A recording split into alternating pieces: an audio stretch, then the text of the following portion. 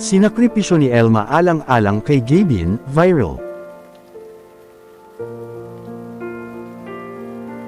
Dapat nga bang pagsisihan ni Elma ang kanyang sinakripisyo dahil sa sinabi ni Gabin? Maaalala kasing sinunod ni Elma si Gabin para sa kanilang mas magandang future. Ngunit dahil hiwalay na ang dalawa, parang naging unfair ito kay Elma lalo pat alam natin ang yamang mayroon si Gabin.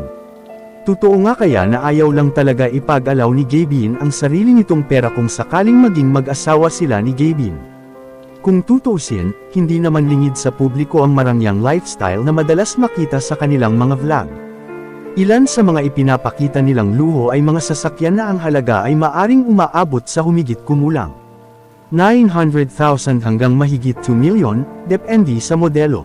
Makikita rin ang mga branded na luxury bag na ang ilan ay nagkakahalaga ng 80,000 hanggang mahigit 300,000 bawat isa.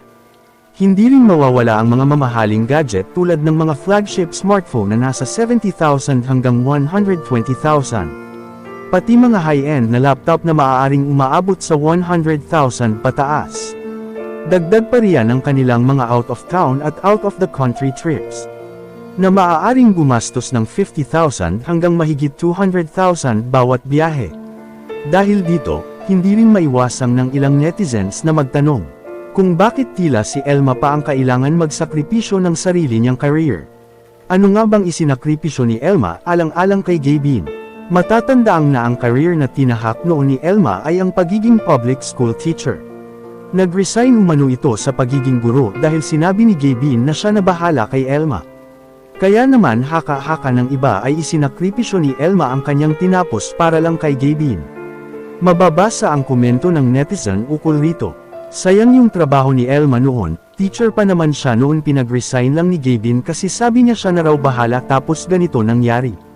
Sa kabila ng komento na iyon ay agad sinagot ng ilang netizens na hindi sayang ang pagre-resign ni Elma. But we can't also deny the fact na mas maganda yung naging opportunity niya noong nag-resign siya.